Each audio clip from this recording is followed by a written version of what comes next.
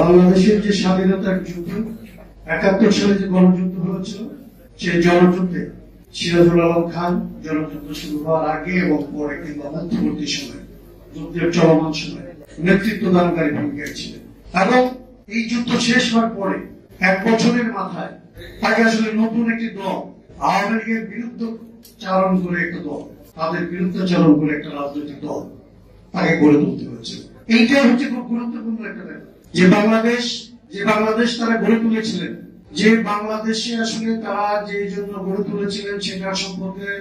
লিখিতভাবে তারা আসলে ঘোষণা করেছিলেন যে বাংলাদেশ সাম্য, মানবিক মর্যাদা, সামাজিক ন্যায় বিচারের রাষ্ট্র হবে, বাংলাদেশ একটা গণতান্ত্রিক রাষ্ট্র হবে। পরবর্তীতে তিনি যে গণতন্ত্রের ধারণাকে আরো বিস্তৃত করেছেন সেটা নিয়ে আলাপ করা যাবে। তার আগে প্রচলিত যে গণতন্ত্রের কথা আসলে তিনি ভেবেছেন,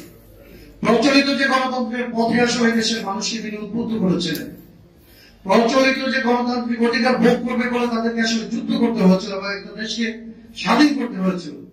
১ বছরের মাথায় কিংবা তারও আগে আসলে প্রক্রিয়াটা শুরু হয়েছিল। আপনারা জানেন কেন আসলে কোন বাস্তবতার কারণে তাকে এই সিদ্ধান্তে আসতে হয়েছিল। তাহলে বাংলাদেশের জন্মের দিন থেকে, বাংলাদেশের রক্ত শুকানোর আগ থেকে, বাংলাদেশের পুরা ঘর বাড়ি নতুন করে গড়ে তোলার আগে বাংলাদেশের জনগণ যারা আসলে লড়াই করেছিল, সেই লড়াইয়ের অংশীদারদের কিংবা নেতাদেরকে কোন কারণে আসলে বাংলাদেশের একটা রাজনৈতিক দল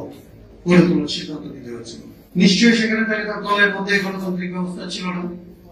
নিশ্চয়ই সরকার কিংবা রাষ্ট্রের মধ্যে আসলে সে গণতান্ত্রিক স্পেস ছিল না।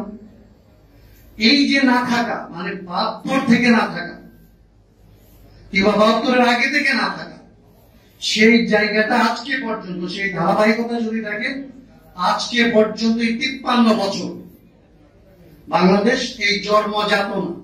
এই জন্ম যন্ত্রণা কিংবা এই জন্মদাগ থেকে বের হতে পারে। আজকেও এখন পর্যন্ত আমাদের কথা বলতে হয় এখানে নির্বাচন হবে কি হবে না, কারণ সেই নির্বাচনটা আসলে পাকিস্তান বলে যতদূর পর্যন্ত নিশ্চিতভাবে মানুষ আদায় করতে পেরেছে। ৫৪-তে যে বিজয় তারা অর্জন করতে পেরেছে,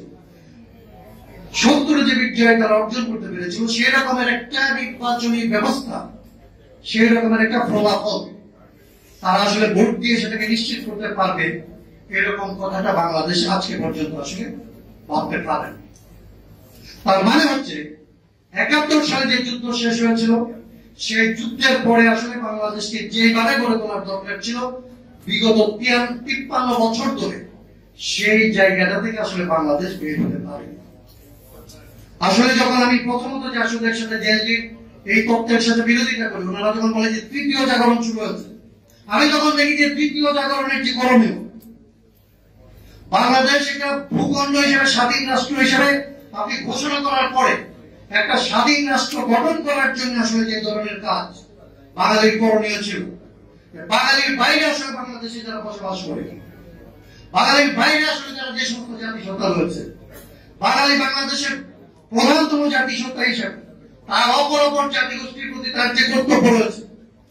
৭১ সালের আগ পর্যন্ত সে যে ধরনের জাতিগত নিপীড়নের মধ্যে ছিল, সেই জাতিগত নিপীড়ন কি তারপরে বাঙালি জাতি অন্যদের উপরে চালাবে?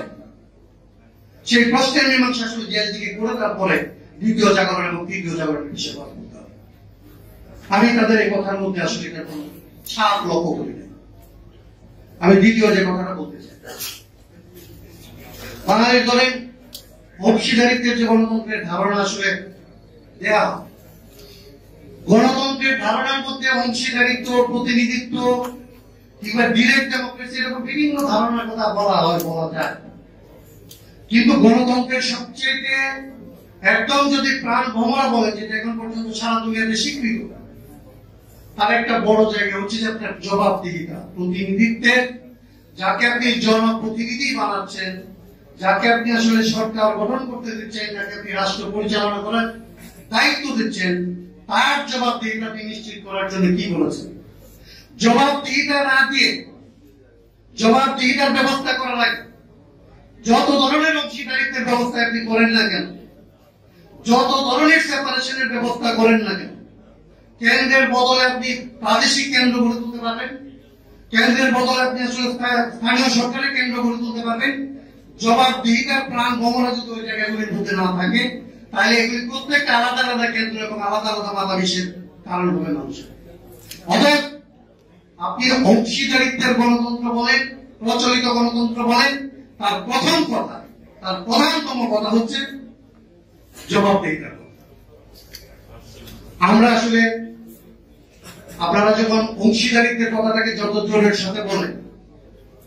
বাংলাদেশের যে বাস্তবতার মধ্যে আমরা থাকি সেই বাস্তবতায় যখন আমরা প্রধানের জবাবদিহিতার লক্ষণ দেখি না, তখন আমাদের কাছে মনে হয় যে আপনাদের এই মুহূর্তের সবচেয়ে প্রয়োজনীয় কথাটা তোলার বদলে পরবর্তী সময়ের কথাটা আগে তুলবে। এই জায়গাগুলি আমরা আশা করি যে জেএসডি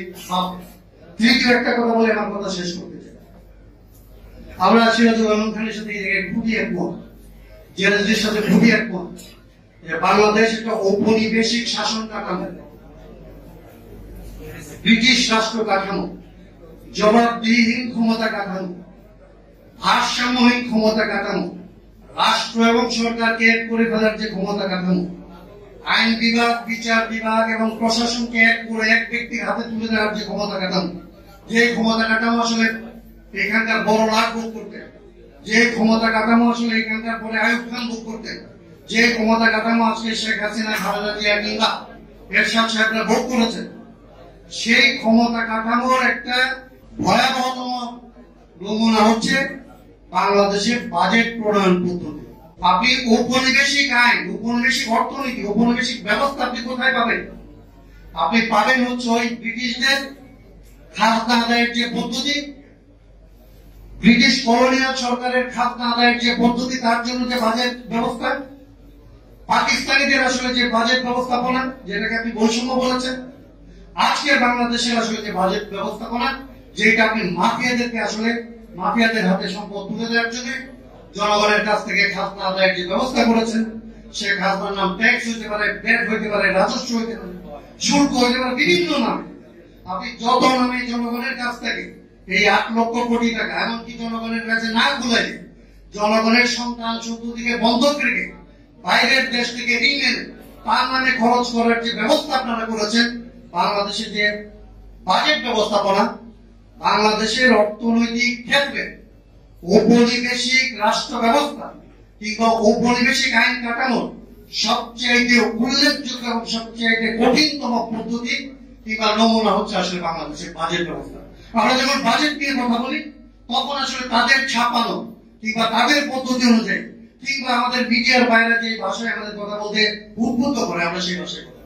আমরা চিহ্নিত করতে পারি না যেটা হচ্ছে একটা ঔপনিবেশিক কাঠামো, এইটা ব্রিটিশ কোম্পানিগুলির কাঠামো, এইটা কানাডার পাকিস্তানিদের কাঠামো, জনগণের কাছ থেকে টাকা তুলে নিয়ে জনগণের শত্রুদের পেছনে জনগণকে দমন করার জন্য, জনগণকে নিপীড়ন করার জন্য এই টাকাগুলি খরচ করা হয়, এবং বাকি টাকা তারা আসলে লুটপাট করে এবং পাচার করে। ব্রিটিশরা তার নিজের দেশে নিয়ে যেত, পাকিস্তানিরা তাদের নিজের কেন্দ্রে খরচ করতো, এখনকার বাঙালি যারা আসলে শাসন করে তারা আসলে তাদের যেগুলিকে তাদের নিজেদের মাতৃভূমি মনে করে সেখানে নিয়ে যায়, বাংলাদেশে তারা বিলম্ব করে না। এই বাজেটের ভেতর দিয়ে সেটা প্রতিফলিত হয়। এবং আপনারা যখন কলোনিয়াল রাজনীতির বিরুদ্ধে কথা বলেন, আমরা জেএসডির সাথে খুব একমত। আমরা আশা করি ওরকম মুখ্যের জায়গাগুলিকে প্রধানত আমরা চিহ্নিত করবো, এবং এই সময়ের জন্য সিরাজুল আলম খানের যে চিন্তা পদ্ধতি, সিরাজুল আলম খানের যে চিন্তাগুলি আসলে বাংলাদেশের মানুষকে এই দুঃশাসন থেকে যে মুক্ত করার জন্য 72 সাল থেকে তিনি যেই জায়গাগুলিকে চিহ্নিত করে লড়াই করেছিলেন, সে লড়াই যেহেতু শেষ হয় নাই, আমরা আশা করব সেই লড়াই সমাপ্ত করার পরে আপনারা তৃতীয় জাগরণের কথা নিয়ে আলাপ করবেন। তার আগ পর্যন্ত বাঙালির তৃতীয় জাগরণের যে দায়িত্ব, সে দায়িত্ব আসলে জেএসডি তার ঐতিহ্যের সাথে, মানে তার যে সংগ্রাম, রক্তপাতময় সংগ্রাম, সেই পথে সে আসলে জনগণের সাথে বিশ্বস্ত থেকে পালন করে যাবে।